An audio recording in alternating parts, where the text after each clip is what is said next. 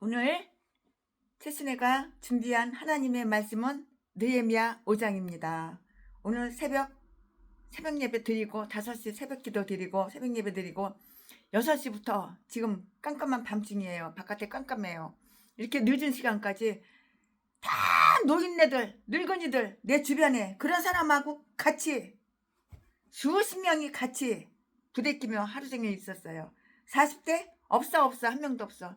50대 없어. 70대 80대 94살 오늘은 94살 먹은 할머니 할아버지들 그 외에는 사람이 없어요. 사람이 없어. 우리나라 큰일 났어요. 앞으로 10년 후면은 죽을 사람이 수만 명이야. 수만 명. 앞으로 20년 후면은 사람이 죽을 노인네들이 수만 명이야. 수만 명. 앞으로 30년 후면은 나도 너도 이제 다 죽어.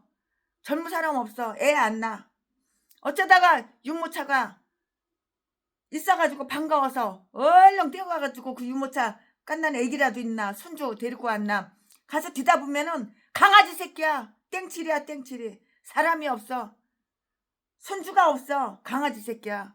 그 누가 장등에다가 어떤 젊은 사람들이 애기를 갖다가 포대기 싸서 업고 가. 너무 반가워서 애기 얼굴 한번 보려고 포대기 막 쫓아가가지고 포대기 보면 강아지 새끼야 개새끼. 개새끼를 요즘 포대기에 싸서 업고 다녀. 그러면서 뭐라 그러는지 알아? 엄마가 어쩌고 저쩌고 아빠가 어쩌고 저쩌고. 개새끼 엄마지 강아지 새끼 엄마지 사람 새끼 엄마가 아니야. 앞으로 10년 이후 20년 이후 30년 이후는 빈집이 엄청 많이 날 거예요. 빈집도 많이 났고 노인네들 다 수만 명이 다 죽어가지고 이제 다 늙은이들 노인네들 이제 없어 사람이 없어. 참 세상에 어떻게 세상이 이렇게 됐어요. 다 늙은이들만 있어요. 20대 30대 40대 없어요. 70대 20대 30대 40대 없어요. 70대 80대 90대 요거밖에 없어요. 이제 10년 안으로 수만 명이 죽어. 20년 안으로 수만 명이 죽어. 30년 안으로 수만 명이 죽어. 빈집은 넘쳐나고 새집이 없어. 새집이 집을 아예 안 줘. 땅 사가지고 집을 아예 안 줘. 이제는 집 지은 지다 10년 20년 30년 된 썩은 집만 있지 새집이 없어. 그나마 우리 집은 우리 장로님이 지은 거 최순애한테 주셔가지고 새집 그나마 최순애가 갖고 있는 거는 거의 다 새집이지만 그 외에는 없어. 최순애가 갖고 있는 거 2, 3년 3, 4년 다 5년 미만이잖아. 없어. 다 오래된 집밖에 없어. 자, 오늘 최순애가 강의 설교 준비한 것은 느헤미야 5장. 네, 느헤미야가 아주 지혜롭고요. 충실한 총독으로서 얼마나 용감히 외부의 적 마귀 새끼들 외부의 적 원수 외부 적들의 공격에 대비해서 경계했는가를 우리는 전장은 4장 있잖아요. 느헤미야 4장 어떻게 했잖아요. 오늘은 느헤미야 5장이고요. 전장에서 다 최순애가 강의 설교했어요. 어저께 4장 오늘은 느헤미야 5장이고요. 이제 우리는 여기에서 느헤미야가 이와 같이 아주 용감하고 이와 같이 적극적인 태도로 나라 안의 비탄을 올바로 잡고요. 백성들이 적들에 의해서 멸망하는 것을 막는 것뿐만이 아니고요. 그들 서로에 의해서 아주 파멸됨을 막은 일들을 우리는 어떻게 공부했잖아요. 다 읽었잖아요. 공부했잖아요. 최순애가 강의 설교 다 했잖아요. 가난한 자들은 아주 부유한 자들이 강요하는 가난한 자들은 이들에게 돈을 꾸는 수밖에 없었는데요. 가난한 사람들은 돈 빌려러 다니잖아요. 여기저기. 그러니까는 가난한 자들은 부자들한테 돈을 꾸는 수밖에 없잖아요. 그 부담이 너무 큰 것에 대해서 느헤미야에게 이렇게 호소를 한 거예요. 최순애는 돈을 빌려달라고 꿔달라 그러면은 옛날에는 다 빌려주고 다 꿔주고 그랬는데 지금은 아니야. 지금은 그냥 줘. 꿔주지를 않아. 꿔줄 필요가 뭐 있어. 꿔주면 뭐해. 갚지를 못하는데. 호소를 했다고 해. 이 말씀은 1절부터 5절까지 있고요. 느헤미야는 압제하는 자를 개혁하고요.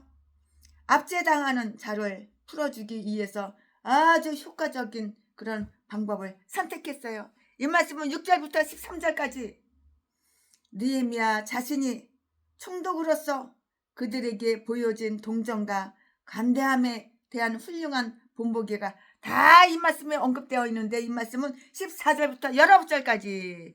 자, 지금부터 설교 제목은 가난한 자의 호소. 기왕 사는 인생 부자로 살아야지 왜 가난하게 살아? 지금부터 설교 제목은 가난한 자의 호소. 지금부터 본문 말씀은 느헤미야 5장 1절부터 5절까지. 1절. 때에 백성이 그 아내와 함께 크게 부르짖어 그 형제 유다 사람을 원망하는데, 2절. 혹은 말하기를 우리와 우리 자녀가 많으니 곡식을 얻어먹고 살아야 하겠다 하고, 3절.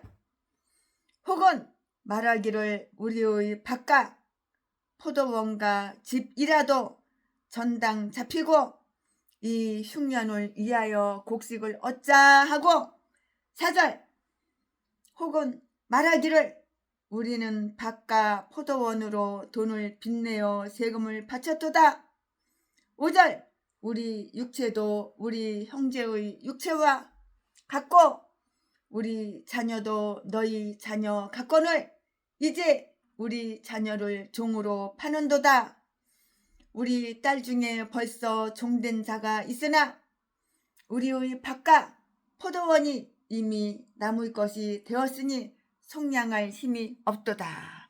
아멘. 네, 이거 지금 본문 말씀입니다. 이 본문 말씀 가지고 최순애가 오늘 또 강의 설교를 이렇게 할 건데요. 네, 우리는 여기에서 학대받는 자의 그 눈물을 다 읽을 수가 있어요. 그런데 이러한 일은 솔로몬도 애통하게 여기던 것이었고요. 전도서 4장 1절 말씀에 다 기록이 되어 있고요. 이제 그들이 느헤미야 앞에 엎드려 호소하는 것을 한번 살펴볼까요? 느헤미야는 다스리는 자로서 아주 가난한 자와 궁핍한 자를 구원하여 악인들의 손에서 건질 시편 82편 4절 말씀, 이렇게 책임을 가지고 있었는데요. 어려운 시대와 냉혹한 마음은 가난한 자를, 아주 가난한 자를 비참하게 만들었어요. 가난하니까 비참하잖아요, 환경이. 어려운 시대와 냉혹한 마음은 가난한 자를 비참하게 이렇게 만들었다고요. 그들이 사는 시대는 매우 상당히 어려웠어요. 그 당시 곡식의 기근이 있었는데요. 3절 말씀에 아마도 이것은 가뭄으로 인한 것이었고요. 하나님은 당신의 전 성전을 무시하고요. 학개서 1장 9절부터 11절 말씀에 교회에 바칠 11조를 내지 않은 말라기 3장 9절 10절 말씀에 그들에게 이러한 징벌을 내리셨어요. 이처럼 어리석고 죄지은 인간들은 하나님의 징벌을 초래하고서 그것을 불만스럽게 여겨서 투덜거리는데요. 물가가 아주 뛰어오르고요. 물품이 적어서 귀하게 될 때 아주 가난한 자들이 그것을 더욱 예민하게 느끼고요. 타격을 받게 되는데요. 우리를 죄에서 구원하시고 식물의 풍족함을 내려주신 에스겔서 16장 49절 말씀은 은혜로우신 하나님을 찬송하리로다. 여기에서 흉년이 든 것을 그 누구보다도 더욱 슬퍼한 자들은 자녀가 많은 사람들이었어요. 자녀가 없는 사람들이 아니라 자녀가 많은 사람들이었어요. 이 말씀은 2절에 있어요. 가장 궁핍을 느낀 집은 가족이 가장 많은 그런 집이었어요. 가족이 많으니까는 먹는 입도 많잖아요. 양식이 또 많이 필요하잖아요. 가족이 많으니까. 우리의 죄를 구원하시고 식물의 풍족함을 내려주신 에스겔서 16장 49절은 은혜로우신 하나님을 찬송하리로다. 여기에서 흉년이 든 것을 그 누구보다도 더욱 슬퍼한 자들은 자녀가 많은 사람들이었다고 그랬잖아요. 2절 말씀에 가장 궁핍을 느낀 집은 누구냐? 가족이 많은 집이었어요. 여기에 이처럼 많은 입이 있으니까는 식구가 많으니까 입이 많잖아요. 먹어야 되니까. 안 먹고 살 수 있나요? 많은 입들이 있는데요. 그러면 식량은 어디에 있단 말인가? 식량이 있어야지 많이 먹지. 식량이 없어 어떻게 있어? 재산은 많은가? 그것을 상속할 자녀가 없는 사람들이 있는가 하면은 최순애 같은 사람. 재산은 많아도 그것을 상속할 자녀가 없잖아. 재산은 많은가? 그것을 상속할 자녀가 없는 사람이 있는가 하면 나라로 국고로 다 가버리잖아. 그러니까 여러분들한테 다 나눠주고 지금은 그지야. 장갑 하나 살 돈도 없어.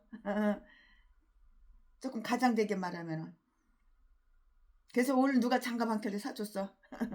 새 거는 아니야. 쓰던 거 줬어. 근데 내가 쓰레기통에다 쳐놓았어. 내일 가서 장갑 새 거 하나 사와야지. 재산은 많은가? 그것을 상속할 자녀가 없는 사람들이 있는가 하면 자녀가 있으나 상속할 재산이 없는 자들도 있고요. 이 둘을 다 지닌 자들은 감사해야 할 것이라고요. 감사. 이 두 가지 다 있으면 정말 감사한 마음이죠. 이 두 가지 다 지닌 자들은 정말 감사하고 고마운 그런 마음가짐을 가지고 있어야죠. 또 이 모두를 가지고 있지 않는 자들은 편안한 마음으로 만족히 여겨야 할 것이고요. 큰 가족을 거느리고 있으나 거의 물질을 가지고 있지 않는 자들은 하나님의 섭리와 약속 가운데에서 믿음으로 사는 방법을 배워야 하는 거예요. 믿음으로 사는 자는 믿음으로 사는 그런 방법을 배워야 한다고요. 믿음 없이 어떻게 살아?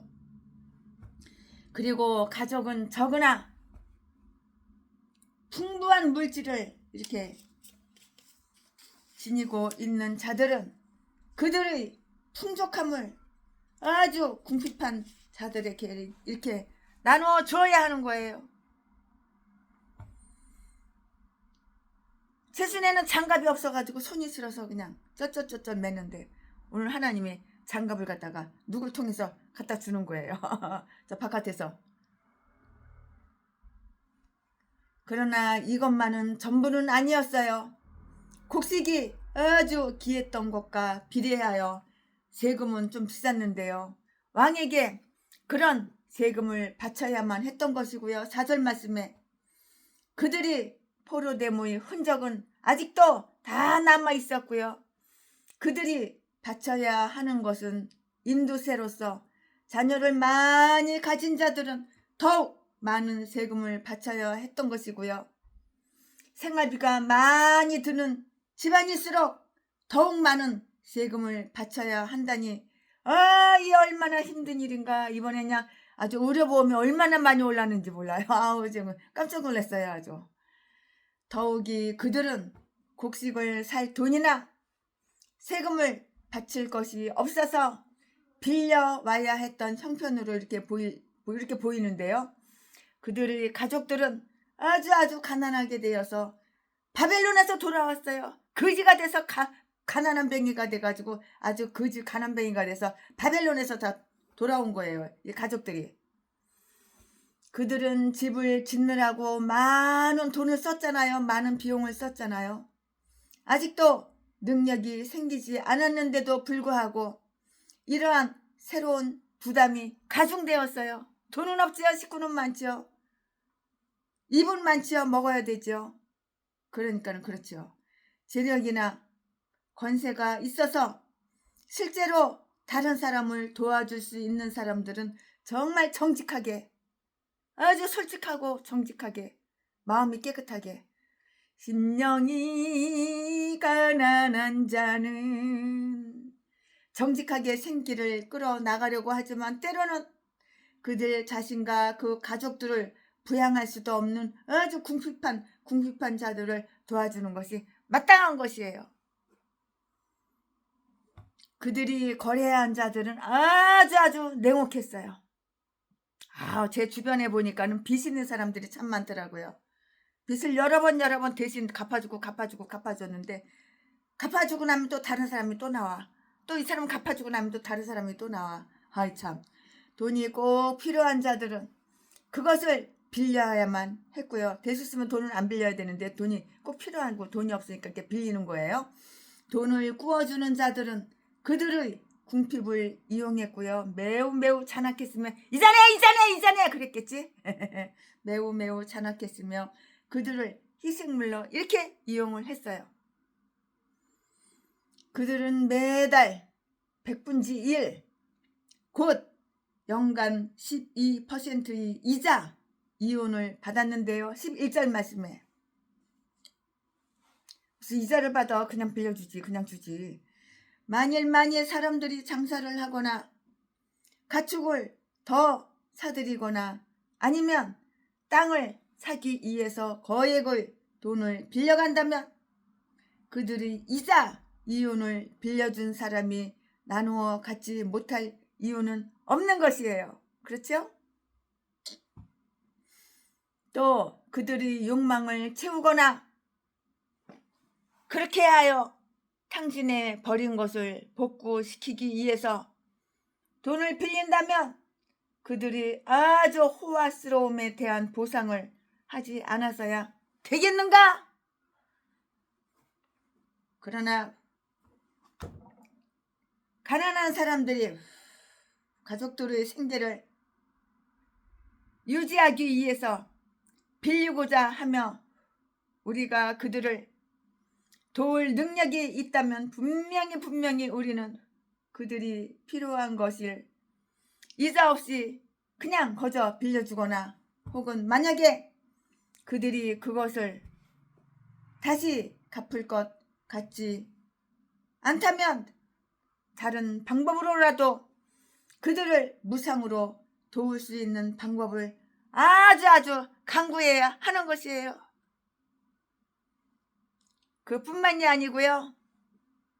돈을 빌려준 자들은 그들의 땅과 집을 돈에 대한 담보로서 강제로 뺏는 거예요. 강제로 몰수했고요. 3절 말씀에 게다가 그들의 이혼을 착취했다고요. 착취. 강제로 뺏는 거야. 5절에서 11절 말씀을 한번 대조해 보세요. 착취한 거, 남의 돈을 착취한 거, 뺏은 거. 돈 뺏으려고 그러는데 돈 안 주려고 그래? 개패스 패서 뺏는 거야. 전라도 개목사는. 피범벅 만들어서 뼈 몇 개 부러뜨리고 칼로 막 여기저기 쑤셔가지고 그래가지고 돈 뺏는 거야. 이게 목사예요. 이게 전라도 개목사 새끼. 그들의 악한 행실은 이것뿐만이 아니었고요. 그들은 가난한 자들의 자녀를 종으로 부려먹거나 마음대로 팔아먹었어요. 노예처럼. 5절 말씀에 이것이 가난한 자들의 마음을 가장 아프고 슬프고 서글프고 아프게 했으므로 그들은 이렇게 호소하지 않을 수가 없지요. 나의 자녀도 내 자식도 내 새끼들도 우리의 자녀도 저희 자녀와 똑같아서 저희 자녀가 저희에게 귀한 것처럼 나의 자녀도 우리 자녀도 우리에게 귀하다고 이렇게 말을 한 거예요. 맞는 말이잖아요. 네 새끼만 귀하냐? 내 새끼도 귀하다. 그 말이겠죠. 우리는 똑같은 인간으로서 인간의 존엄성과 자유를 지녔을 뿐만이 아니고요. 말라기 2장 10절 말씀, 욥기 31장 15절 말씀 똑같이 거룩한 백성이고요. 자유인 이스라엘 사람이고요. 똑같은 특권을 이렇게 부여받았다고요. 우리의 육체도 우리의 형제의 육체와 똑같이 할례의 거룩한 징표를 지니고 있는데요. 그러나 우리의 상속자들을 저들의 종으로 삼았으니 우리는 그들을 속량할 힘이 없도다. 이것이 바로 그들이 느헤미야에게 간언한 말이었다고요. 간절하게 말한 그런 말이었다고요.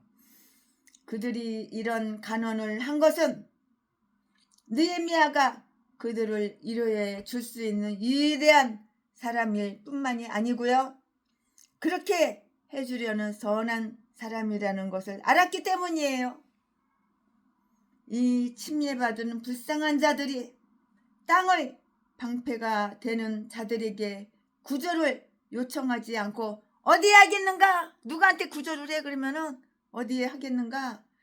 법의 극한성에게 구조되고자 하는 자들이 자비를 구한 곳은 오직 법정의 심장부인 대법원이 아니고 어디겠어요? 대법원이지. 대법원.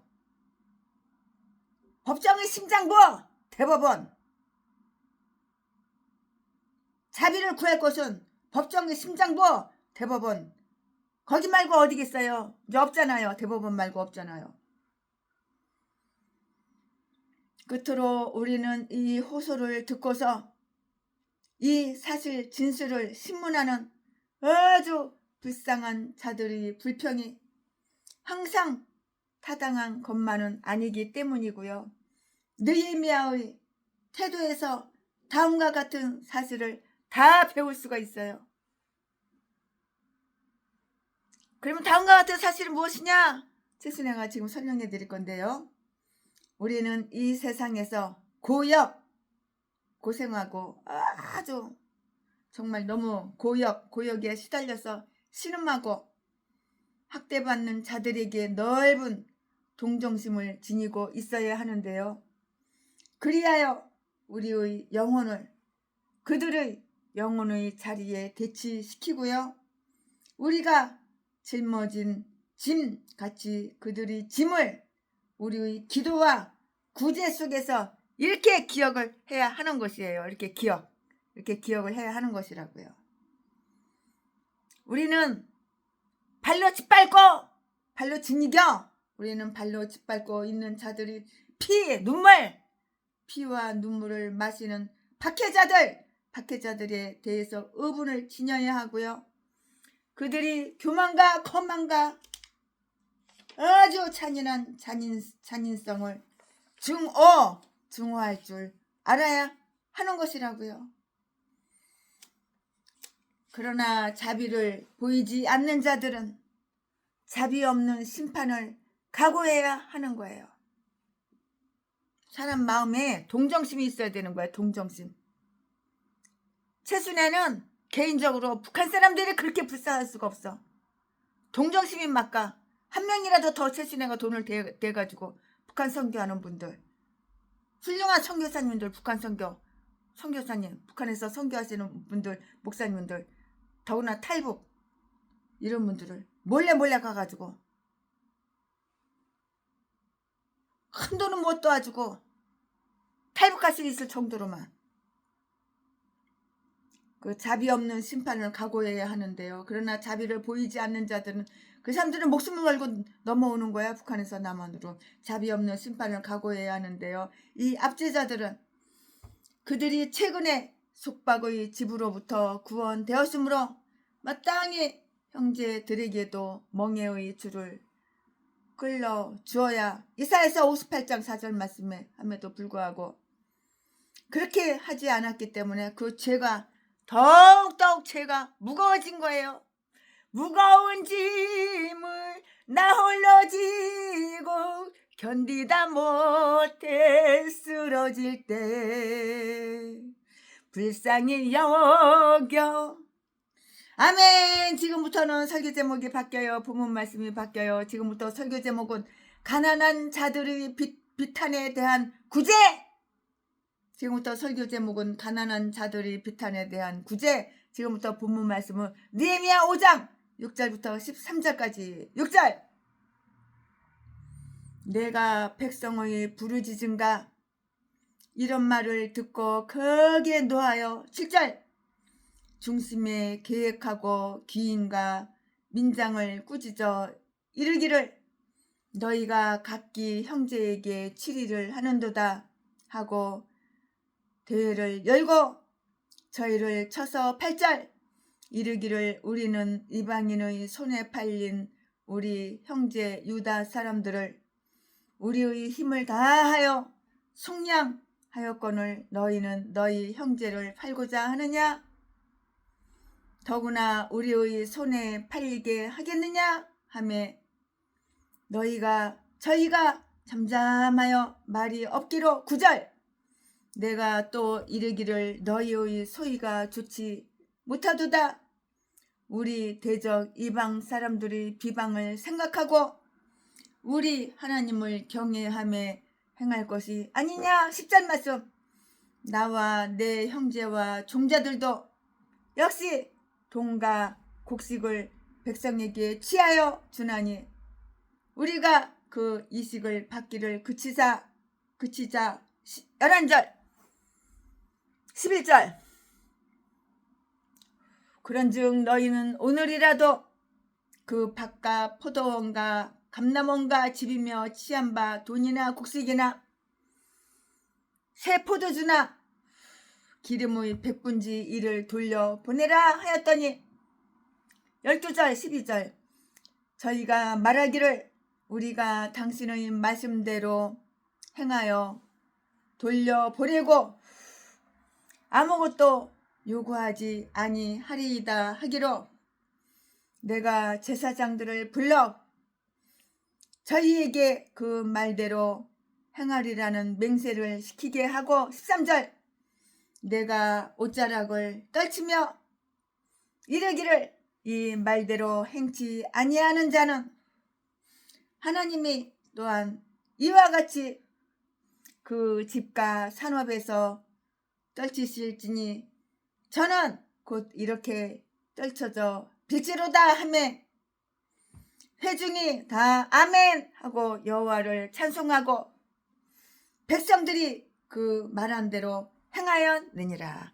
아멘. 예, 이거 지금 본문 말씀입니다. 이 본문 말씀 가지고 나머지 강의 설교를 계속 이어서 할 건데요. 쭉쭉쭉 이어서 할 건데요. 네, 오늘 앞에서 느헤미야에게 고해진 그 호소는 성벽을 건축하는 공적인 일을 위해서 머리와 손을 총동원하던 바로 그때 있었는데요.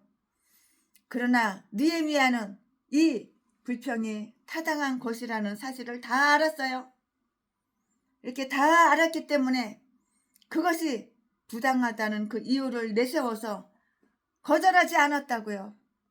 일에 아주 바쁜 사람은 흔히 사람들이 그를 아주 귀찮게 군다고 해서 잘못을 범하게 되는데도 느헤미야는 그가 할 일이 많은 것을 보고 또 봐도 그를 교란시킨다고 하여서 청원하는 자들을 꾸짖지도 않았고요. 또한 화를 내지도 않았고요. 그뿐만이 아니라 그는 한가해질 때까지 그들이 호소를 듣는 것을 연기하거나 변론을 중지하지 않았고요.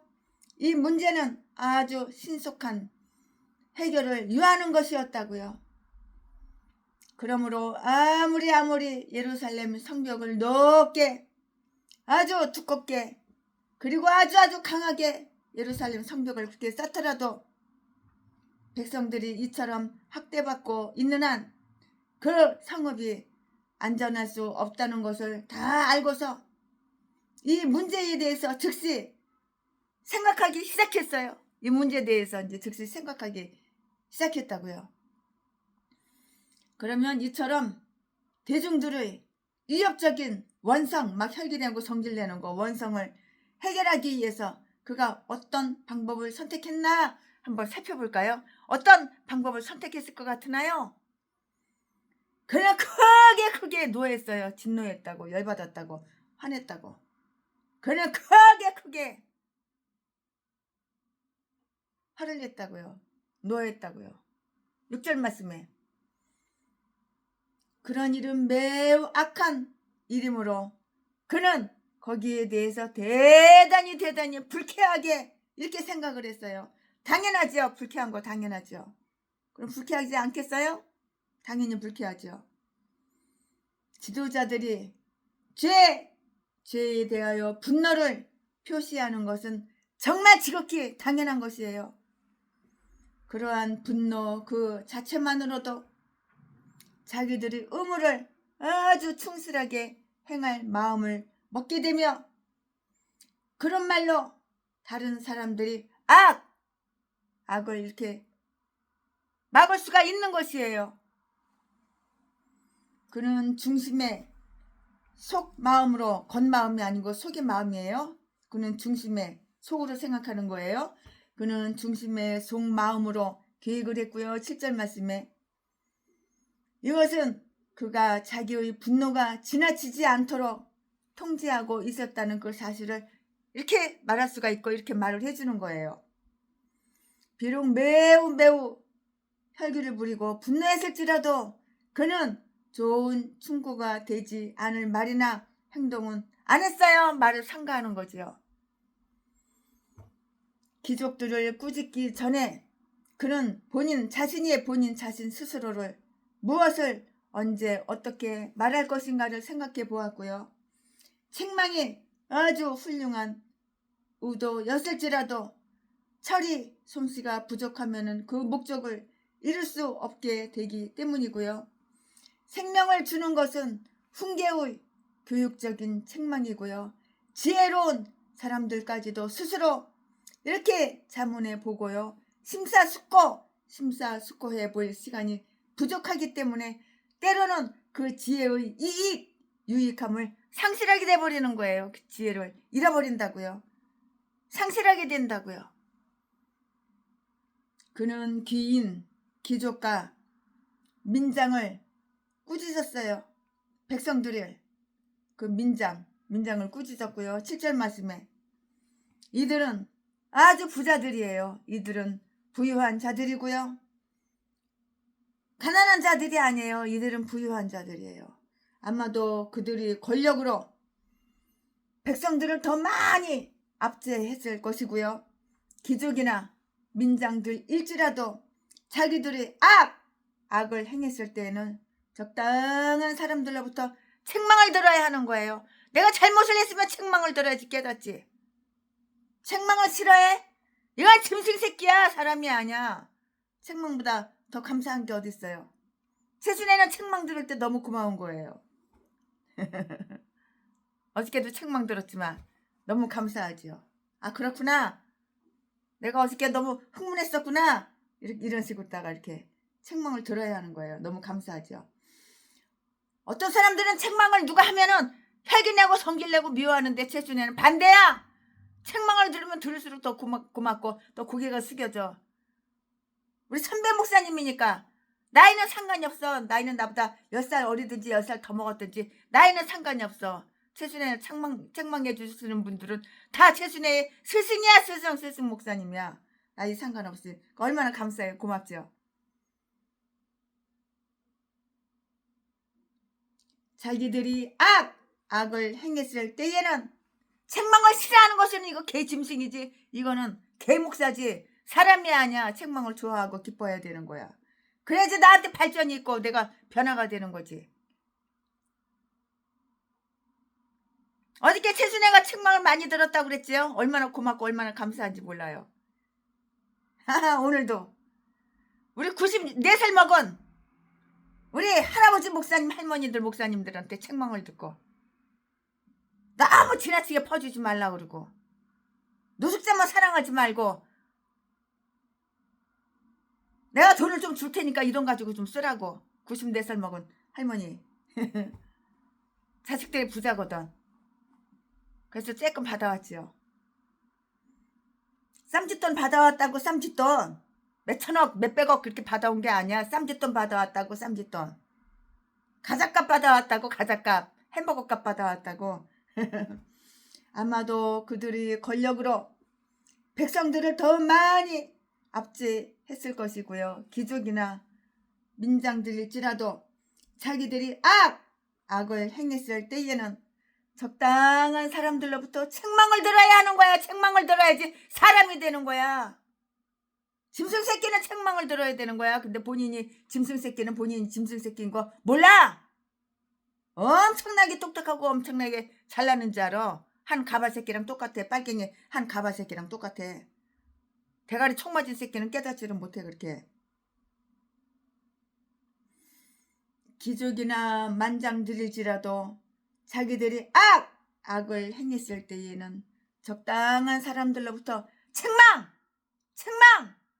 책망을 들어야 한다고. 그래야지 짐승이 사람 된다고. 깨달아야 한다고. 똥대가리 돌대가리가 깨져야 한다고. 대가리가 부서져야 된다고. 어떤 사람도 책망을 이렇게 피할 만한 권력을 지니고 있다고 이렇게 생각을 하지 마세요. 이거 좋은 생각이 아니잖아요. 그는 대회를 열어서 저들을 쳤어요. 우리 목사님의, 우리 선배 할머니 목사님의, 세순의 목사야, 밥하기 싫지? 내가 가서 한 달에 한 번만 딱 가서 밥 해줄게. 그래서 밥 해가지고 이렇게 주먹만 하씩 비누르 봉다리에 넣어가지고 주먹밥 해가지고 냉동실에 놓을 테니까 배고프면 이거 하나씩 꺼내가지고 전자레인지에다 데펴서 먹어. 이렇게 말씀하시더라고. 아이고 참. 아이고 참. 엄마 같은 마음. 94살이면 엄마지요. 엄마. 채순이 엄마지요. 어머니 같은 우리 권사님이죠. 엄마라고 부르고 싶어. 어느 때는 엄마 막 이러고 싶어. 참 94살 먹을 우리 할머니 권사님, 얼마나 그냥 마음이 아름다우시고 마음이 예쁘신지 몰라. 엄마 꼭 엄마 같아. 94살이면 엄마지 엄마. 아유 참 얼마나 좋은지 몰라요. 그는 대회를 열어 저들을 쳤고요. 그는 백성들을 불러 모아 그분이 16살 때 시집을 왔대. 세상에 94살 먹은 이 할머니 이 권사님이 16살 14살 다 그때 시집 왔더라고. 그때 시집을 왜 그렇게 결혼을 일찍 했냐고 내가 물어봤더니 그렇게 안 했으면 다 일제히에 그 일본 군인들한테 몸 팔아야 되니까 그래가지고 다 시집을 그렇게 일찍 보냈다고 그러더라고. 그는 대회를 열어서 저들을 쳤고요. 우리나라 그 슬픈 역사잖아요. 그는 백성들을 불러 모아서 그가 하는 말의 증인이 되게 하고요. 백성들은 대체로 나와서 그렇게 하기를 자진했을 것이고요. 압제와 강요에 대한 증언자가 되어서 민장들에게 죄책을 느끼게 이렇게 해줬다고요. 12절 말씀에. 우리나라가 그렇게 슬픈 역사가 있는 거예요. 일본 군인들한테 몸대주고 그 16살, 18살, 15살 먹은 소녀 애기들을 참. 에스라와 느헤미야는 모두 매우 지혜롭게 선하고 착하고 의롭고 쓸모있는 자들이었지만 비슷한 경우에 있어서도 처사는 매우 달랐고요. 즉 에스라는 민장들이 이방 여자들과 결혼해서 죄를 범했다는 소리를 들었을 때 자기들이 옷을 찢고 울면서 기도했고요. 그들을 다시 바로잡는 일이 불가능해질 것을 두려워하여 그들을 집요하게 설득시키면서 이렇게 개혁을 이렇게 시도했던 것이에요. 에스라는 온화하고 부드러운 기질을 가지고 있었기 때문인데요. 그러나 느헤미야는 악한 소식을 들었을 때 즉시 분노하여 그 비행을 책망하고, 이게 지도자지. 백성들도 그 일에 대해서 분노하게 만들었다고. 최순애 같은 스타일인가 봐. 불의를 못 참어. 그 자리에서 팍 해버리지. 에스라는 온화하고 부드러운 기질을 가지고 있었기 때문인데, 그러나 느헤미야는 악한 소식을 귀로 들었을 때 즉시 분노하여서 그 비행을 책망하고 꾸짖고 백성들도 이 일에 대해서 이렇게 분노하게 만들었다고. 에스라하고 느헤미야는 성격이 달라, 성품이 달라요. 여러분들은 두 분 중에서 어느 분을 더 선호하시나요? 최순애는 후자예요. 그리고 그가 할 수 있는 모든 강력한 방법을 동원하여 그들을 아주 강압적으로 개혁시키기 전까지는 결코 인정하지를 못하였어요. 그는 뜨겁고 격렬한 기질을 갖고 있었기 때문이고요. 이제 다음 사실을 한번 주목해 보자고요. 신앙의 믿음이 아주 깊은 그런 분들도 계시고요. 또 그 성품에서는 기질이 서로 많이 다르잖아요. 기질이 똑같은가요? 다르잖아요. 따라서 그들이 하는 일의 결과도 역시 달라요. 어디가 더 좋다 어디가 더 나쁘다 얘기하기 전에 이렇다고요. 사람이 다 똑같아요? 하나님은 다 다르게 사람을 이렇게 지으셨잖아요. 하나님의 사업은 훌륭히 그리고 성공적으로 행해질 것이나 그 일을 하는데 택해진 방법은 다 달라요. 각자 다 달라요. 이것이 바로 우리가 다른 사람들의 처사를 비난하거나 우리 자신의 방법을 표준으로 주장할 수 없는 그런 아주 좋은 이유예요. 역사는 모두 다르지만 똑같은 성령에 의해서 이렇게 이루어지는 것이라고요. 느헤미야는 그들과 함께 이 사건의 시비를 공명정대하게 따져서 그들이 행한 악을 그들에게 다 가르쳐주고 알려주었어요. 인간들의 삶을 개혁시키는 일반적인 그 방법은 제일 먼저 그들의 양심을 깨우쳐 주는 것이고요. 그는 여러 가지 제안을 내어서 그들로 하여금 신중히 생각하도록 했고요.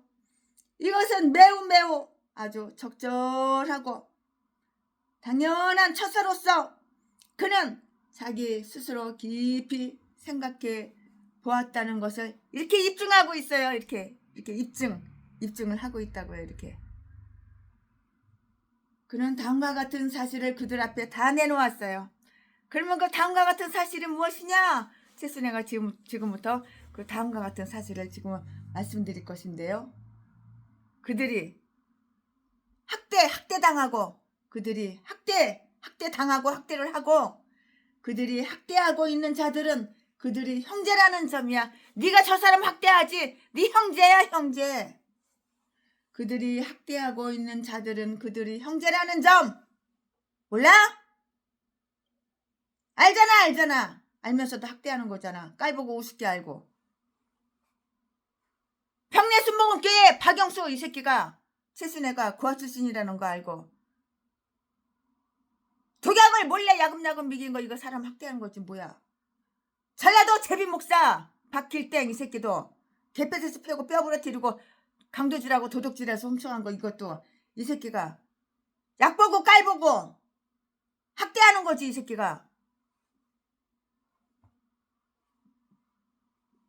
그러니까 이 새끼도 하나님한테 학대당하는 거야. 자지 팔아서 처먹고 살잖아 이 새끼는. 몸뚱이 팔아서 처먹고 살잖아. 매춘부 새끼가. 대목사 새끼지. 너희가 각기 형제에게 치리를 하는도다. 이방인을 학대하는 것도 물론 매우 나쁜 사람이었고 나쁜 일이었어요. 그러나 가난한 형제를 학대하는 것은 더욱 이렇게 나빴다고요. 가난한 사람을 학대하면 안 되는 거예요. 도움을 줘야죠. 하나님의 율법은 형제에게서 이식을 취하는 것을 허용하지 않기 때문이었고요. 신명기 23장 19절 20절 말씀에 그들이 이방인의 손에서 해방된 것은 바로 최근의 일이라는 점, 그 민족 전체가 하나님의 놀라운 섭리에 의해서 이렇게 해방이 되었고요. 즉 일반 포로가 된 자들 이외에도 어떤 사람들은 이방인의 주인에게 종살이를 하고 있었으나 느헤미야와 그리고 다른 디퍼런 다른 경건하고 뜻있는 자들이 비용을 들여서 그들이 몸값을 치르고 이렇게 몸값을 치르고 해방시켜줬다고요. 노예에서. 그는 말을 했어요. 뭐라고 말했을까요? 이제 이방인들이 손에서 벗어난 그들의 자유를 탈취하고요. 그들의 민장에 그들을 종으로 만들기 위해서 우리가 이 모든 수고를 하였느냐? 이 얼마나 어리석은 일인가. 최순애도 이 개목사 이 개참년들이 지 종으로 하는 거야. 최순애를 돈을 알고 종으로 알고 먹잇감으로 알고. 최순애 나 돈 얼마 필요해? 돈 보내. 네 돈 내꺼, 네 돈 내꺼, 네 재산 내꺼, 네 재산 내꺼. 누구냐 그냥 팍 파버려야 돼. 그냥 두 눈꺼니게 돈밖에 모르는 이 똥개. 이 개 싼 것들이 다 목사야. 전라도 개목사 개참년 개잡새끼들. 오죽하면 목사 새끼가 전라도 진돈 바뀔 땐 이 제비 목사 새끼가 자지 팔아져서 먹고 살아. 매춘부 새끼가. 그들이 민장이 그들을 종으로 만들기 위해서 우리가 이 모든 수고를 하였느냐? 이 얼마나 어리석은 일인가. 우리가 바벨론에서 그들을 속량하기 위해서 한 것처럼 똑같은 수고와 비용을 들여서 그들을 너희로부터 속량해야겠느냐? 8절 말씀에 하나님께서 은혜를 베푸사 자유케 된 자들에게 다시 종의 멍에를 씌워서는 안 되는 것이에요. 갈라디아서 5장 1절 말씀, 갈라디아서 7장 23절 말씀에 다 나와요. 이처럼 가난한 자들을 억압하는 것은 그 죄라는 점 9절 말씀에. 그 가난한 사람이 가난하게 되고 싶어서 됐겠어? 가난하다고 그렇게 나쁜 거는 아니야. 가난을 통해서 내가 낮아지고 내가 겸손해지고 내가 깨닫고. 최순애는 뭐 가난하지 않았어? 최순애는 더 가난했어. 최순애는 고아원에서 탈출해서 노숙자였어. 노숙자. 초등학생 노숙자. 더 가난했어. 이 간증이 어디 있어? 유튜브에 최순애 고아 어린 시절 간증 1부부터 7부까지 있나 8부까지 있나 그거 다 보면은 다 나와. 불쌍하다 이렇게 최순애 어린 고아 애기처럼 가난한 그런 인간이 없었어. 13살 때 고아원에서 뛰쳐나와가지고. 이처럼 가난한 자들을 억압하는 것은 그 죄라는 점 9절 말씀에. 너희의 소위가 좋지 못하도다. 비록 너희가 그렇게 해서 돈을 얻었지만 그것은 죄와 결탁하는 것이다. 그리고 너희가 우리 하나님을 경외하며 행할 것이 아니냐. 너희가 신앙을 고백했고 그와 언약을 맺었으므로 마땅히 그렇게 해야 한다고요. 그리고 만일 너희가 하나님을 경외함으로 행한다면 너희는 세속적인 이익을 탐내거나 너희 형제들 학대해서는 안 된다고 이렇게 말을 했어요. 하나님을 경외하며 행하는 자는 감히 사악한 일은 하지 않을 것인데요. 욥기 31장 13절, 14절, 23절 이렇게 나와 있고요.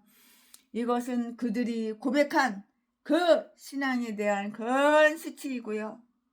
모욕이라는 점, 모욕이라는 점. 우리 대적 이방 사람의 비방을 한번 생각해 보자고요. 그들은 우리의 적이며 우리 하나님 그리고 우리의 거룩한 믿음의 적이라고요. 하나님께 깊이 헌신할 것을 고백한 그 유대 사람들이 얼마나 야비하게 서로를 대했는가 보라는, 이렇게 서로를 대했는가 보라고 이렇게 말하는 것이에요. 이것을 한번 주목해 보자고요. 신앙을 고백한 자들은 누구든지 불신앙들을 비방을 받지 않도록 매우 이렇게 조심해야 한다고요. 그것은 그들의 신앙의 주위 사람들로부터 이렇게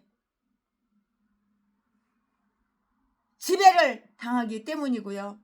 믿음을 고백한 자들이 세속적인 태도나 냉혹한 마음을 지니는 것은 믿음의 대적들에게 가장 큰 비방거리가 되는 것이에요. 그는 자기 자신이 그들에게 훌륭한 본보기를 제시했다는 점을 말했는데요. 10절 말씀에 이것은 14절 이후에서 아주 상세하게 언급되고 있고요. 자기들의 그 권리를 아주 냉혹하게 주장하는 자들은 다른 사람들에 의해서 그들의 것을 반환하라는 그 가혹적인 강요를 받을 것이라고요. 당연하지요. 그는 가난한 이웃들이 더 이상 냉혹한 거래의 대상이 되지 않게 할 것은 물론이고요. 귀족이나 민장들의 손에 들어간 재산을 되돌려 주라고 진심으로 이렇게 요청하고 간청했어요. 11절 말씀에 그가 그들에게 얼마나 다정하게 말하는가를 한번 볼까요? 우리가 그 이식 받기를 그치자고 했고요. 비록 그 자신은 이 범죄에서 별 상관이 없었지만 그는 그 자신도 책망의 대상으로 이렇게 간주하였고요.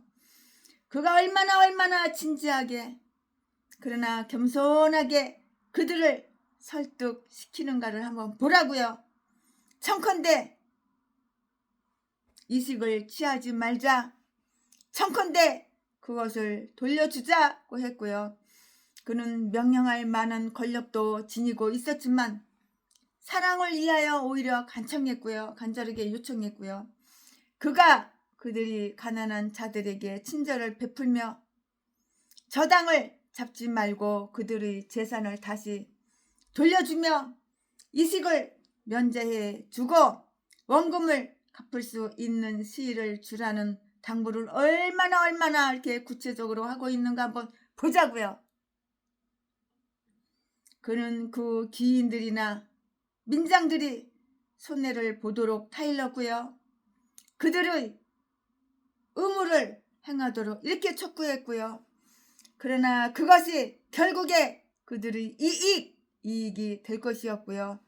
우리가 자비롭게 용서한 것은 아주 자비롭게 구제해 준 것과 똑같이 마찬가지로 이렇게 기억이 되어지고요. 보상될 것이에요. 다 보상이 된다고요. 느헤미야는 그들에게 할 수 있는 모든 의무를 다 하라고 이렇게 제의를 했어요. 그는 그들의 약속을 다 받았어요. 12절 말씀에 12절 12.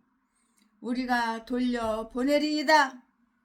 그는 제사장을 불러 그들이 이 약속을 지키겠다는 맹세를 받도록 했고요.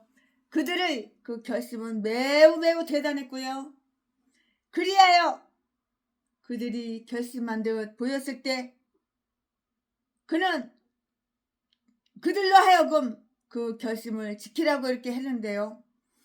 그는 그들에게 엄숙한 경고의 말을 들려주어 그 말이 그들이 두려움을 일깨우기를 이렇게 원했던 것이에요. 이 말대로 행치 아니하는 자는 하나님이 또한 이와 같이 떨치시리라. 13절 말씀이 이렇게 되어 있고요. 이것은 그가 분명히 해야 할 경고였고요. 경고였고요. 백성들은 여기 아멘 하고 이렇게 대답했는데요. 이것은 맹세하고서도 약속을 이행치 않는 자들이 모가지, 이 목은 그들이 혀와 함께 베어버리겠다고, 혓바닥을 가위로 싹둑 잘라 혀와 함께 베어버리겠다고 이렇게 경고함으로써 참 무섭죠? 약속을 잘 지키게 하도록 한 에발산의 저주와도 똑같았어요. 이 말씀이 어디 있냐면 신명기 27장에 있어요. 아멘 하는 소리와 함께 그들은 여호와를 찬송했고요. 그들은 후회스러운 마음으로 약속을 한 것이 아니고요. 기쁨과 감사를 나타내는 최선의 마음으로 이렇게 약속을 한 거예요. 최순의 입으로 약속한 것은 다 지켜. 조금 빠르고 조금 느릴 때가 있지만 다윗도 하나님께 맹세할 때 이처럼 찬송했다고 했어요. 시편 56편 12절 말씀에 이렇듯 약속을 기쁨으로 하는 것은 정말 참 잘한 일이에요. 그러나 그 다음에 한 일은 더더욱 잘한 것이고요. 그들은 그 말한 대로 다 행하였고요. 석방해 준 뒤에 다시 노예로 만든 그들이 조상과는 예레미야 34장 10절 11절 달리 그것을 끝까지 지켰는데요. 선한 약속은 아주 훌륭한 것이나 약속의 선한 이행은 무엇보다도 더더욱 아주 소중한 것이죠. 아멘. 그럼 지금부터 설교 제목이 바뀌어요. 본문 말씀이 바뀌어요. 지금부터 설교 제목은 느헤미야의 관대함. 느헤미야는 참 관대해요. 본받을 게 많아요. 느헤미야한테. 최순애 목사 이름을 최 느헤미야로 바꾸고 싶을 정도야. 본받을 점이 많아요. 느헤미야의 관대함. 지금부터 설교 제목은 느헤미야의 관대함. 지금부터 본문 말씀은 느헤미야 5장 14절부터 19절까지 14절. 내가 유다 땅 총독으로 세움을 받은 때 곧 아닥사스다 왕 20년으로부터 32년까지 12년 동안은 나와 내 형제가 총독의 녹일 돈을 얘기하는 거죠. 녹을 먹지 아니하였느니라. 15절. 이전 총독들은 백성에게 토색하여 양식과 포도주와 또 은 43개를 취하였고 그 종자들도 백성을 압제하였으나 나는 하나님을 경외함으로 이같이 행치 아니하고 16절. 도리어 이 성 역사에 힘을 다하며 땅을 사지 아니하였고 나의 모든 종자도 모여서 역사를 하였으며 17절. 또 내 상에는 유다 사람들과 민장들 150인이 있고 그 외에도 우리 사면 이방인 중에서 우리에게 나온 자들이 있었는데 18절. 매일 나를 위하여 소 하나와 살찐 양 6을 준비하며 닭도 많이 준비하고 열흘에 한 번씩은 각종 포도주를 갖추었나니 비록 이같이 하였을지라도 내가 총독의 녹을 요구하지 아니하였음은 백성의 부역이 중함이니라. 19절. 하나님이여 내가 이 백성을 위하여 행한 모든 일을 생각하시고 내게 은혜를 베푸시옵소서. 아멘. 예, 이거 오늘 본 말씀입니다. 이 본 말씀 가지고 나머지 이제 강의 설교 조금 남은 거 마저 하겠습니다. 네. 느헤미야는 귀족들이 아주 가난한 자들에게 짐을 그것이 비록 정당한 요구를 할지라도 지우지 않도록 유도하기 위해서 자기 자신의 그 행실을 다 이렇게 언급했어요. 언급했다고요. 그가 여기에서 그의 행실을 더욱 아주 상세하게 언급해 놓고 있는 것은 교만이나 헛된 영광에서 우러나온 것이 아니었을 뿐만이 아니고요. 그 자신이 찬사를 받기 위한 것도 아니었고요. 그것은 단지 그의 후계자들과 아래 장관들로 하여금 백성들의 편이익을 위해서 될 수 있는 한 아주 너그럽게 행하도록 유도하기 위한 것이었다고요. 네, 그는 그의 조상들이 어떤 길로 행하였는가를 시사했어요. 시사. 이 말씀은 15절에 기록이 되어 있죠. 그는 그들이 이름은 들지 않았고요. 그가 그들을 예로 들어서 말한 것이 그들의 명예를 위한 것이 못되기 때문이었고요. 그런 경우에 이름을 듣지 않는 것은 참 잘하는 일인데요. 그가 그들에 대해서 말한 것은 백성들로 하여금 그들이 얼마나 무거운 부담을 지니고 있었으며 그들의 정부의 유익을 위해서 얼마나 극진히 바쳤는가를 알도록 하기 위한 것이었다고요. 정부는 그들에게 은 40세기를 이렇게 요구를 했어요. 은 40세기를 내놔! 나라에서 이렇게 요구를 한 거예요. 이것은 아마도 하루에 거의 이렇게 얼마에 이렇게 해당하는 그런 금액이었는데요. 게다가 백성들은 또 그들에게 양식과 포도주를 바쳐야 했는데요. 이것은 그들 직책에 대한 부수입으로, 수입 말고 또 부수입이요. 따로 부수입으로 이렇게 요구한 것이었고요. 그뿐만이 아니라 그들이 종을 달달달달달달 들볶아서 백성들을 압제하고요. 백성들에게서 취할 수 있는 모든 것을 가져오도록 이렇게 했다고요. 가져와. 받는 건 되게 좋아해. 주는 거는 싫어해도. 그럼 다음 사실을 한번 주목해 볼까요? 공직에 있는 자들이 공공의 복리가 아닌 것을 바라고요. 공금을 이렇게 축내어서 자기들 자신의 그 욕망을 채운다는 것은 이미 새로운 사실이 아닌 것이에요. 그저 내가 다 먹어치려고. 주인들은 종들이 행하는 사기치는 거, 사기와 부정, 그리고 폭행, 사람 때려서 돈 뺏는 거, 저라도 개목사 제비새끼처럼, 그리고 폭행과 압제 등의 모든 행위에 대해서 본인이 그렇게 악한 행세를 한 것은 본인이 책임을 져야 하는 거야. 그는 자기가 어떻게 행했는가를 다 말해주고 있고요. 일반적으로 말해서 그는 이전 통치자들이 행한 대로 하지 않았고요. 즉 그는 하나님을 경외하였으므로 그렇게 하려 하지 않았고요. 또 감히 할 수도 없었어요. 그는 하나님의 권세를 경외하고 있었으며 그는 진노를 아주 두려워했고요. 경외하는 마음이 그로 하여금 백성들을 압제할 수 없게 했고요. 진실로 하나님을 경외하는 자는 아주 잔인하거나 의롭지 못한 일은 그 무엇도 어떤 것도 감히 하려 하지 않을 것이라고요. 당연하죠. 사람 마음은 다 똑같아요. 사람 마음은 거기서 거기에요. 그 마음이 그를 삼각해 한 것은 순수한 것이었는데요. 그가 그렇게 관대했던 것은 자기가 사람의 칭찬을 받거나 자기의 의견을 취하려는 의도에서가 아니고요. 아주 순수한 양심을 위해서였고요. 그는 하나님을 두려워했기 때문인데요. 이러한 정신은 아주 강력한 것이었을 뿐만이 아니고요.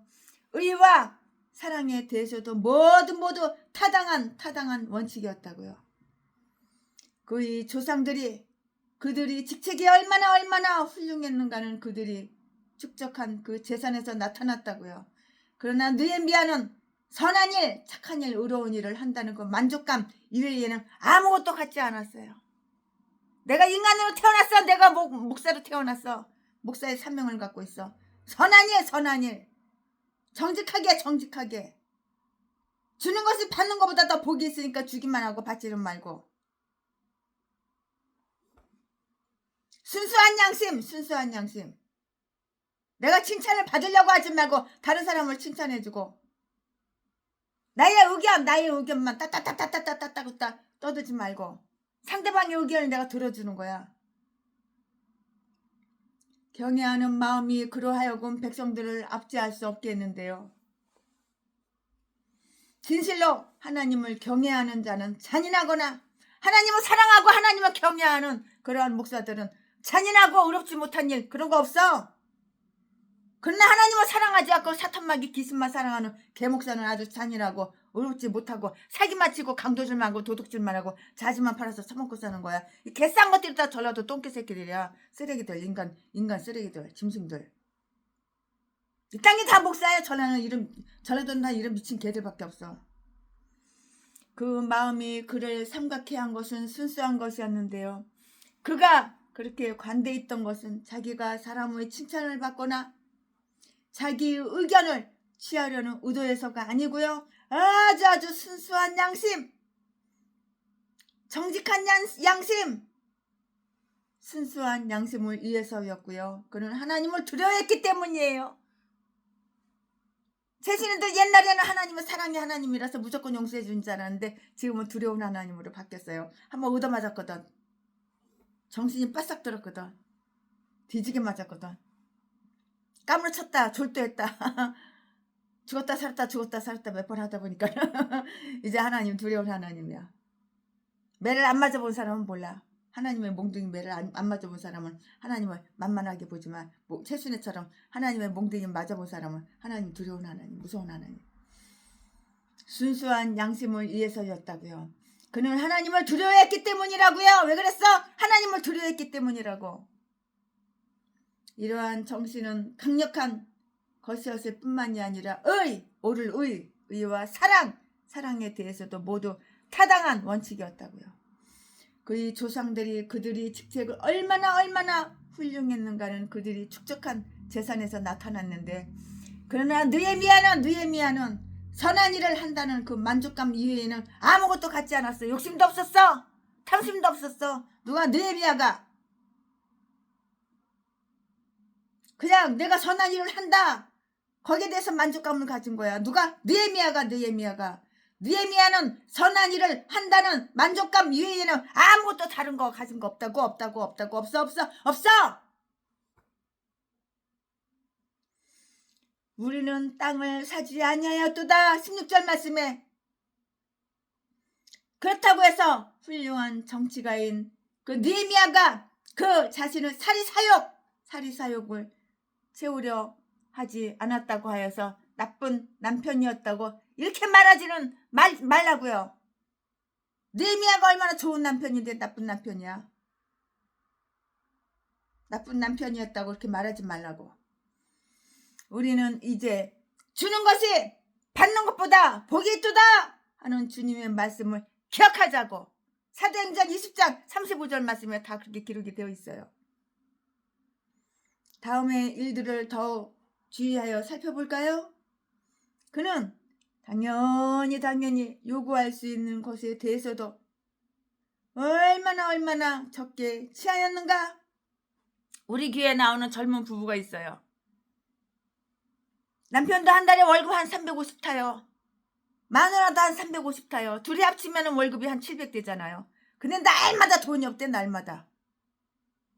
참. 그 돈 나갔다가 어디다 갔다가 땅속에다가 묻어놓는지 다 불살라버리는지 날마다 돈이 없대. 그는 당연히 요구할 수 있는 것에 대해서도 얼마나 적게 취하였는가? 그는 총독의 일을 했으나 총독의 녹을 먹지 않았으며 또 그 녹을 요구하지도 않았고요. 18절 말씀에 정당한 보수도 요구하지 않았던 그가 그 이상의 것을 탈취한다는 것은 더욱 있을 수 없는 일이었다고요. 있을 수가 없는 일이야. 있을 수가 없는 일이라고. 있을 수 있는 일이 아니야. 있을 수가 없는 일이야. 그는 바사 왕국에 있을 때 얻은 그 재산과 유대에 있는 그 자기 개인 재산으로 이렇게 살았다고. 그가 이처럼 금욕하는 태도를 취한 것은 백성의 부역이 아주 중요했기 때문이에요. 이러한 경우에 그가 자기의 당연한 보수도 요구하지 않는 것은 그의 후계자들에게 아주 가혹한 시범을 보인 일반적인 그 잘못을 범한 것일지도 모르고요.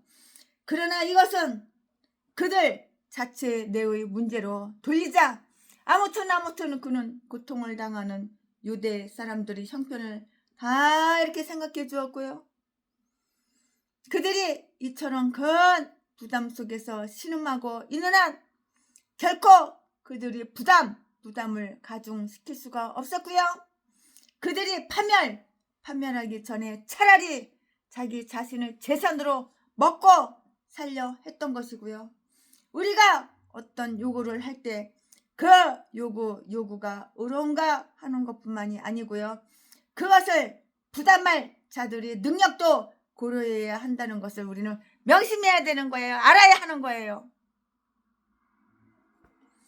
가질 것이 없는 곳에서는 권리도 없어요. 권리도 상실된다는 것을 우리는 알잖아요. 가질 것이 없는데 무슨 권리가 있어. 권리도 다 상실해버리는 거야. 내가 아무것도 없는데 가질 것이 없는데 무슨 권리가 있어. 권리 다 상실해버리는 거지. 그는 하지 않아도 될 많은 일을 했어요. 게으른 것보다 부지런한 게 100번 낫지. 그는 그의 종들도 일에 내보냈고요. 16절 말씀에 방백들의 종들은 자기들은 이 노역에서 면제될 수 있다고 이렇게 생각했는데요. 그러나 느헤미야의 종들은 물론 그의 명령에 의해 모여서 역사를 하였고요. 많은 종들을 가진 자들은 그들과 더불어서 어떻게 선한 일을 하며 그들을 어떻게 훌륭하게 고용할 것인가를 이렇게 생각을 해야 하는 것이에요. 그는 자기 개인 소유의 음식을 내어주었고요. 17절 18절 말씀에 그의 식탁은 어떤 특정한 날이 아니더라도 매일매일 계속해서 진수성찬이었고요. 그에게는 아주 존귀한 방문객들이 많이 있었는데요. 그러므로 사업상 그를 방문한 이방인들 이외에도 이류 삼류가 아니까 이류도 아니고 삼류도 아니고 핫바리도 아니고 시다바리도 아니고 인류 이 외에도 인류급에 속하는 국내 인사들이 적어도 이렇게 방문을 했는데요. 그는 이 손님들을 위해서 소고기, 소와 살찐 양고기, 닭고기, 살찐 양과 닭을 요리해서 풍성하게 이렇게 대접을 했다고요. 그리고 각종 포도주를 줬다고요. 공직에 있는 자들은 자기들의 부를 축적하지 말고요. 선한 일을 행하기에 힘써야 한다는 것을 기억해야 하고요.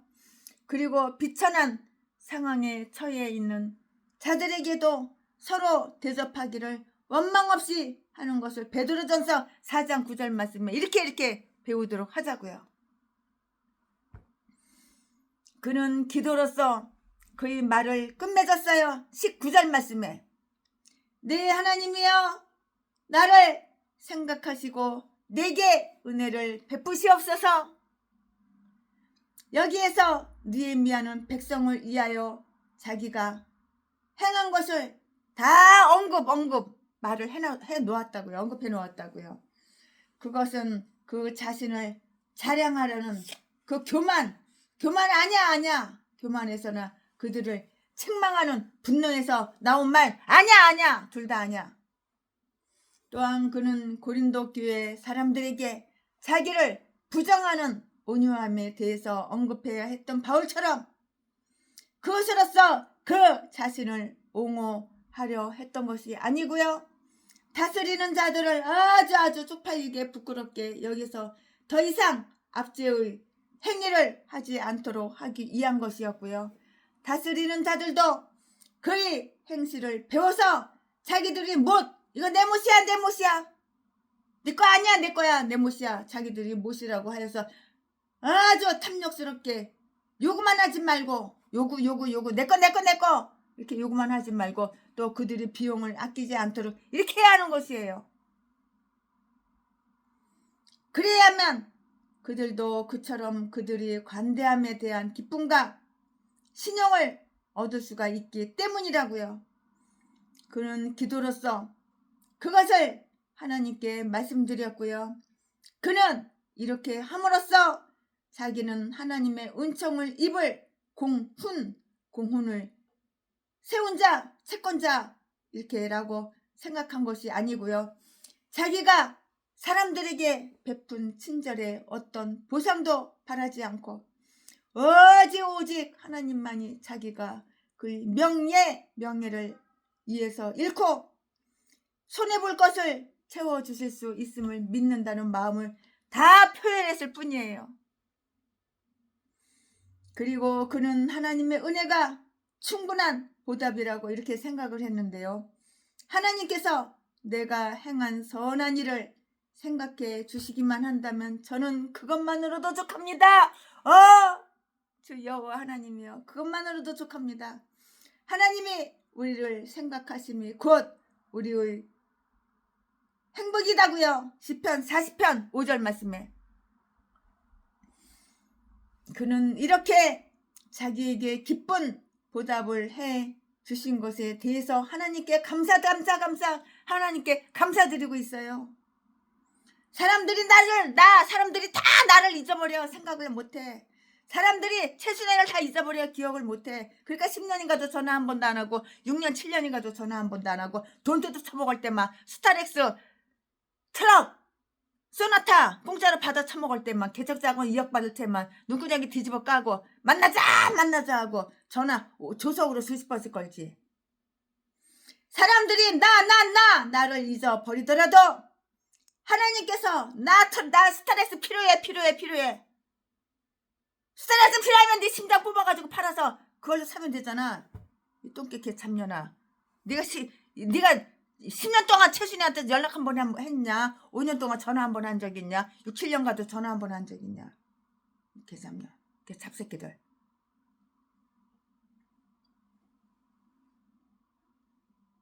스트레스 필요해. 네 심장 뽑아. 네 누구냐 뽑아. 심장, 간 다 쓸겠다 뽑아. 팔아. 네 가족들 많잖아. 처자식 거 다 뽑아서 팔아. 그래가지고 사면 되잖아. 네 딸려는 그렇게 기해가지고 네 딸년이 버는 거는 1원 하나 100원 하나 안 쓰고 남의 것만 쓰려고 그래. 강도년. 1년에 한 번씩이라도 전화해주는 사람 주는 거지. 농촌에서 시골에서 어촌에서 농사하는 짓고 그런 목사님들만 주는 거지. 너는 서울에 서초동에서 수십억을 갖고 있고 수백억을 갖고 있고 부자개 잡새끼 개목사 새끼가 무슨 뭐가 필요하다고 달라고 개소리 짓어대. 하나님이 우리를 생각하심이 곧 우리의 행복이다고요. 시편 40편 5절 말씀에 그는 이렇게 자기에게 기쁜 보답을 해 주신 것에 대해서 하나님께 감사 하나님께 감사드리고 있다고요. 사람들이 나를 잊어버리더라도 하나님께서 나를 생각해 주시면 저로서는 더 바랄 것이 없다고. 아멘. 최순애 목사가 오늘 강의 설교 준비한 것은 느헤미야 6장, 느헤미야 5장 여기까지가 끝입니다. 아멘. 느헤미야, 오늘은 최순애가 느헤미야 5장 있어요. 최순애가 오늘 강의 설교한 것은 느헤미야 5장 강의 설교 여기가 끝입니다. 자, 물이 변해서 포도주가 되어봅시다. 예수님이 말씀하시니 물이 변하여 포도주 됐네. 예수님이 말씀하시니 물이 변하여 포도주 됐네. 예수님 나에게도 말씀하셔서 새롭게 변화시켜 주소서. 아멘. 사랑합니다. 어쩌면은 최순애 목사가 이번 구정 때 설날 때 먼 곳에 여행 갈지도 몰라요. 그러면은 이제 추석 때 돼야지, 10월달 돼야지 여기 다시 와요. 여기 바닷가에 다시 와요. 서울 한남동으로 갈지도 몰라요. 어쩌면.